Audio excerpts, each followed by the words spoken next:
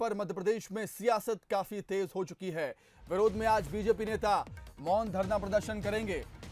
BJP के सांसद ज्योतिरादित्य सिंधिया इंदौर में मौन धरना देंगे। वहीं पर सीएम शिवराज सिंह चौहान राजधानी भोपाल में मौन धरने पर बैठेंगे।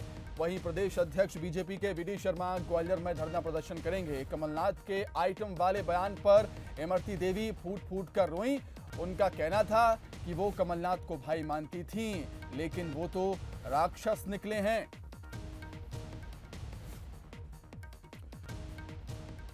तो कल पूर्व सीएम कमलनाथ, पीसीसी अध्यक्ष कमलनाथ ने इमरती देवी को लेकर अमर्यादित शब्द का इस्तेमाल किया और कल से लेकर अभी तक सियासत काफी तेज होती जा रही है।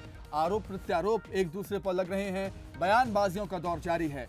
वहीं इस मौके को बुलाने की कोशिश में बीजेपी पूरी तरीके से नजर आ रही है। बीजेपी आज धरना प्रदर्शन करने वाली है। बीजेपी के दिग्गज नेता अलग अलग जगहों पर मौन प्रदर्शन करने वाले हैं। सीएम शिवराज, सांसद सिंधिया और प्रदेश अध्यक्ष वी डी शर्मा अलग अलग जगहों पर आज मौन धरना प्रदर्शन करेंगे। मैं आपसे सच कह रही कि जब भी मेरे सामने पड़ते तो मैं बड़े भाई के नाते उनके पैर छूती थी, पर उनने आज मुझे इतना अपमानित किया है कि उसको तो भाई मैं उसको राक्षस के रूप में देखना चाहती हूँ कि वो राक्षस है, महिलाओं के नाम पर राक्षस है। ऐसे अगर और कोई महिला होती, मैं तो राजनीतिक महिला, अगर और कोई महिला होती तो पता नहीं फांसी लगा के मर जाती। तो इस पर अधिक चर्चा के लिए हम सीधे रुख करेंगे हमारे विशेष संवाददाता विजय मानगी का। विजय, अमूमन हम देखते हैं कि सियासत में राजनीतिक दल एक दूसरे पर हमलावर होने के लिए मौके की तलाश में रहते हैं और बीजेपी को बहुत अच्छा मौका मिला है कांग्रेस पर हमलावर होने के लिए। बिल्कुल सुमित, सही कहा आपने। और चूंकि मध्य प्रदेश की 28 सीटों पर उपचुनाव होना है, उपचुनाव में मुद्दों की तलाश हर राजनीतिक दल को होती है, चाहे वो बीजेपी की बात करे, कांग्रेस की बात करे। लेकिन कांग्रेस ऐसा लगता है कि लगातार हमला करने का मौका बीजेपी को दे रही है। इससे पहले भी हमने देखा था, जो दिनेश गुर्जर, इस समय मैं मुरैना में हूँ और यहीं से वो बयान आया था जिसने पूरे प्रदेश में जो है एक सियासी बवाल मचाया। दिनेश गुर्जर ने मुख्यमंत्री को जो जिस भाषा का इस्तेमाल किया, भूखा नंगा तक का, उसके बाद लगातार सभाओं में मुख्यमंत्री शिवराज सिंह चौहान हो, ज्योतिरादित्य सिंधिया हो या फिर वी डी शर्मा और नरेंद्र सिंह तोमर, ये तमाम सारे जो नेता सभाएं ले रहे हैं बीजेपी की, वो इस बात का जिक्र करना नहीं भूल रहे। अब ये जो पूरा मसला हुआ है इमरती देवी को लेकर, जो आपत्तिजनक टिप्पणी पूर्व सीएम कमलनाथ की तरफ से की गई है, बीजेपी पूरी तरह से इसे भुनाने की कोशिश में जुट गई है। और ख़ास तौर पर उन सीटों पर जहां पर उपचुनाव होना है। अब देखिए कि ग्वालियर में विष्णुदत्त शर्मा वो धरने पर बैठ रहे हैं। भोपाल में मुख्यमंत्री शिवराज सिंह चौहान खुद धरने पर 2 घंटे का धरने पर बैठेंगे। ज्योतिरादित्य सिंधिया इंदौर में है, चूँकि वो मालवा के दौरे पर है, तो वो अपनी उपस्थिति वहाँ पर दर्ज कराएंगे। इधर तमाम सारी जो प्रदेश संगठन ने जो जिला इकाइयाँ हैं, उनको भी कह दिया है इसे लेकर जो है विरोध प्रदर्शन किया जाए।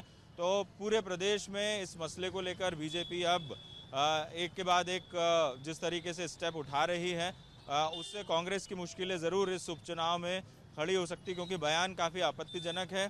बसपा प्रमुख मायावती, उन्होंने भी इस पूरे बयान की निंदा की है और अभी ट्विटर पर उन्होंने इसे घोर आपत्तिजनक बयान कहा है। तो पूरे देश भर से इस पूरे मसले को लेकर जो प्रतिक्रियाएं सामने आ रही है, मुश्किलें हैं कांग्रेस के सामने अब जो बयान दिया है उसे लेकर। लेकिन बीजेपी जो है अब फ्रंट फुट पर खेलती हुई नजर आ रही है इस पूरे मसले को लेकर। बिल्कुल बिल्कुल विजय, आपका बहुत शुक्रिया तमाम बातचीत के लिए। बहुत बहुत शुक्रिया आपका तमाम बातचीत के लिए। तो हम देख रहे हैं लगातार सियासत जारी है, बयानबाजियां यहां पर हो रही हैं इस मसले को लेकर। बीजेपी कांग्रेस से भी हम इस पर रिएक्शन लेंगे।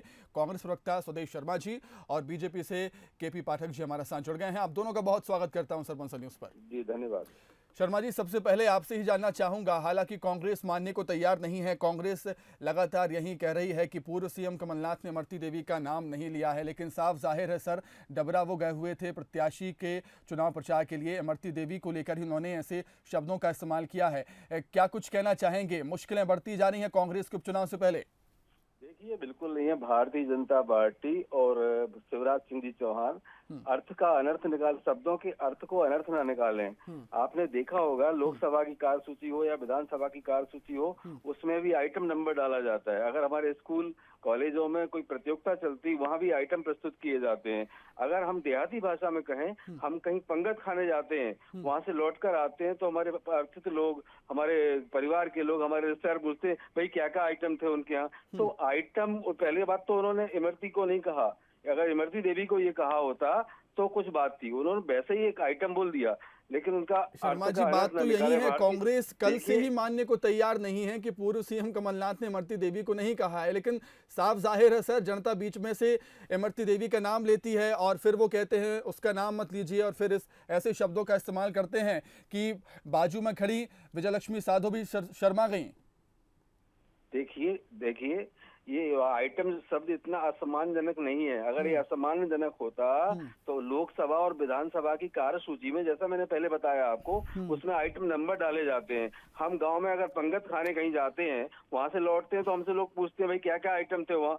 तो आइटम का अर्थ जो है उसका अनर्थ ना निकाले भारतीय जनता पार्टी। पहले तो नहीं कहा, इमरती देवी को ऐसा नहीं कहा है। और रहा सवाल इस बात का, इमरती देवी खुद भी इतनी उद्दंड रही है कि निरीह जनता को आंख फोड़ने वाली बात कह सकती हैं वो, लेकिन हम कांग्रेस के लोग संस्कारवान लोग हैं। आइटम शब्द का अनर्थ न निकाले, भारतीय जनता पार्टी के पास कहने के लिए कुछ है ही नहीं। इनको पता है कि हमारी टेम्परेरी सरकार और टेम्परेरी मुख्यमंत्री है, हम 4 दिन बाद हमको चले जाना है, तो हर तरह के हथकंडे अपनाने का प्रयास कर रहे हैं। मैं नहीं समझता हूँ कि जनता इनके हथकंडे को तवज्जो देगी। निश्चित रूप से ये आने वाले 3 नवंबर को इनको आईना दिखाने वाली है जनता। बिल्कुल। केपी पाठक जी क्या कहेंगे आप? शर्मा जी यही कह रहे हैं कि अर्थ का अनर्थ ना कीजिए। धर्म से चलने वाला देश है, जहाँ बोला गया है, हमारे शास्त्रों में लिखा है, यत्र नार्यस्तु पूज्यन्ते रमन्त्र तत्र देवता। जहाँ नारियों की पूजा होती है वहाँ देवता निवास करते हैं, और यही धर्म है। और कांग्रेस जिस प्रकार से अधर्म पर चलते हुए नवरात्रि के अवसर पर, जहाँ देवी की पूजा का, आराधना का महोत्सव चल रहा है, पूरा देश उस आराधना में लीन है, एक महिला को जो राजनीति कर रही है उसको आइटम की संज्ञा देती है, और वो भी कमलनाथ जैसे 75 साल के बूढ़े नेता उनको आइटम की संज्ञा देते हैं। तो मैं समझता हूँ कांग्रेस पार्टी की अधर्म भरी नीति, कांग्रेस पार्टी की महिला विरोधी नीति, और कांग्रेस पार्टी कितना महिलाओं का सम्मान करता है और करती है, वो सारा उनका चेहरा आज एक्सपोज हो चुका है। भारतीय जनता पार्टी सदैव यह बोलती आ रही है कि लोकतंत्र में भाषाई मर्यादा का ध्यान सभी को रखना चाहिए, और कमलनाथ जैसे 75 साल के वयोवृद्ध नेता अगर इस प्रकार से महिलाओं को देखेंगे और आइटम की संज्ञा देंगे तो उनका अनुसरण कांग्रेस पार्टी के दूसरे कार्यकर्ता किस प्रकार करते होंगे, इससे अंदाजा लगाया जा सकता है। भारतीय जनता पार्टी साफ तौर पर आज उनके बयान की निंदा करती है, भर्त्सना करती है, और प्रदेश की और देश की महिलाएं आज जिस प्रकार से कमलनाथ के खिलाफ हमें बयान दे रही है, आज ही हमने सुश्री मायावती जो बीएसपी की नेता है उनके बयान को भी सुना, उन्होंने तक कमलनाथ के बयान की निंदा की है। और मैं समझता हूं कि कांग्रेस पार्टी का जो अधर्म भरा चेहरा है, कांग्रेस पार्टी का जो भारतीय संस्कृति विरोधी चेहरा है, वो एक बार फिर से कमलनाथ जी के बयान से सामने आ गया है। राजनीति में सबको काम करने का अधिकार है। आज हमारे देश में आधी आबादी यानी कि 50% आबादी महिलाओं की है, माताओं की है, बहनों की है, बेटियों की है। केपी पाठक जी कहीं ना कहीं ये तो मानना होगा कि बीजेपी मुद्दों को लपकने में काफी सफल होती है कांग्रेस की तुलना में। जिस तरीके से दिनेश गुर्जर ने जो सीएम कमलनाथ को भूखा नंगा कह दिया था, अब ये शब्दों का इस्तेमाल किया है पूर्व सीएम कमलनाथ ने इमरती देवी के लिए, तो कहीं ना कहीं मुद्दों को भुनाने की कोशिश में बीजेपी काफी आगे कांग्रेस से। देखिए, हमारे लिए माताएं बहनें कोई चुनावी मुद्दा नहीं है। हमारे लिए माताएं बहनें जो हमारे ग्रंथों में लिखा है, जहाँ नारियों की पूजा की जाती है वहाँ देवता निवास करते हैं, हम उस भाषा में विश्वास करते हैं, हम उस भाषा में श्रद्धा रखते हैं, हम धर्म में आस्था रखते हैं। और यह अधर्मी भाषा है, भारतीय संस्कृति के खिलाफ भाषा है, सनातनी संस्कृति के खिलाफ भाषा है। ऐसा कहीं पाश्चात्य देशों में होता होगा जहाँ की संस्कृति से कांग्रेस पार्टी पुष्पित हो रही है, पल्लवित हो रही है, बढ़ रही है, जिस संस्कृति के नेताओं की पूजा कर रही है। लेकिन भारत में इस तरीके के शब्दों का प्रचलन घोर अपराध है, निंदनीय है, दंडनीय है, और लोकतंत्र में यह तकाजा है। ठीक है।